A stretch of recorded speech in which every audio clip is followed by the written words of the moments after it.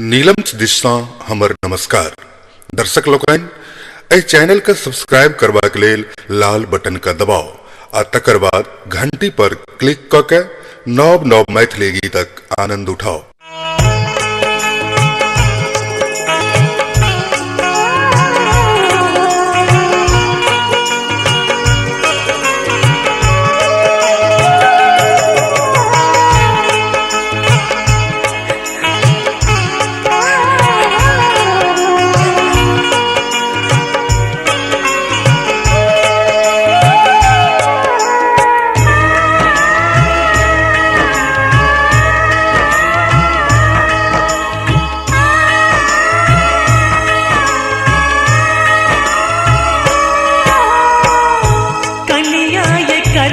सेवा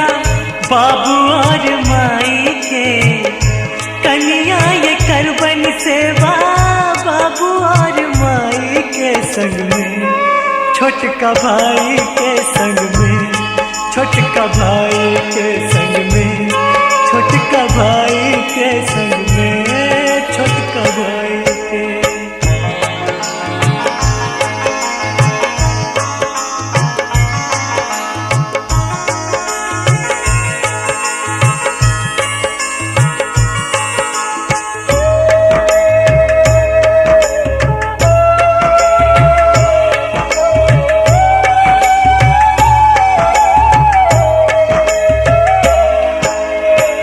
राखब ये कनिया घर के सजा का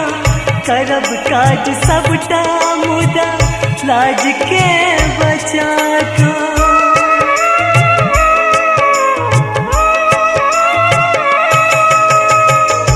राखब ये कनिया घर के सजा का करब काज सबटा मुदा लाज के राखब ननद के आँख पर बसाई के राखब ननद के आँख पर बसाई के संग में छोटका भाई के संग में छोटका भाई के संग में छोटका भाई के संग में छोटका भाई के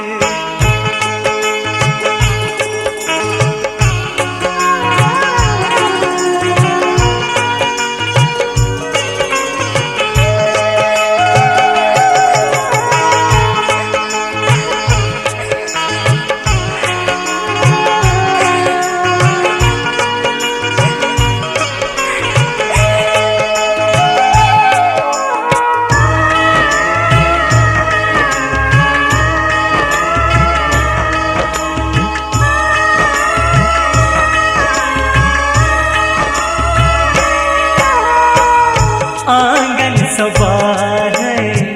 पैर में उठाए साग भात जय भेट हंसी का खाएब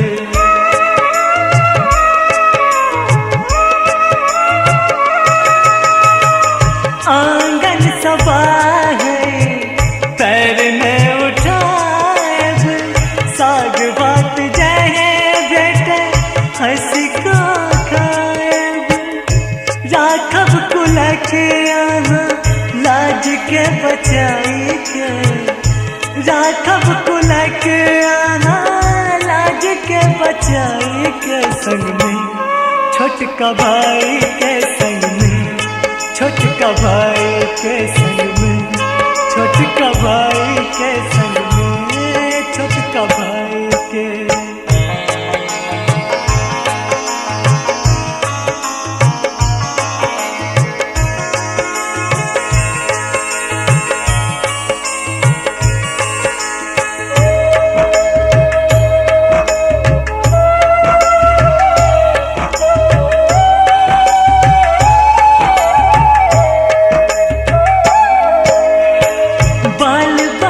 चिल्का के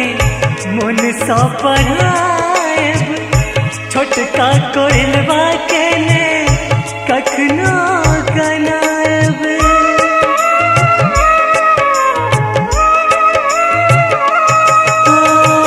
बाल बच्चा चिल्का मन सा पढ़ाएब छोटका कोइलवा के ने कखनो कनाएब भोजन करब छोट पैघ के खुआए के भोजन करब छोट पैघ के खुआए के संग में छोटका भाई के संग में छोटका भाई के संग में छोटका भाई के संग में छोटका भाई के कनिया ये सेवा करबन बाबू और माई के कनिया ये करबन सेवा बाबू और माई के संग में छोटका भाई के संग में छोटका भाई के संग में छोटका भाई के संग में छोटका भाई के संग में छोटका भाई के संग में छोटका भाई के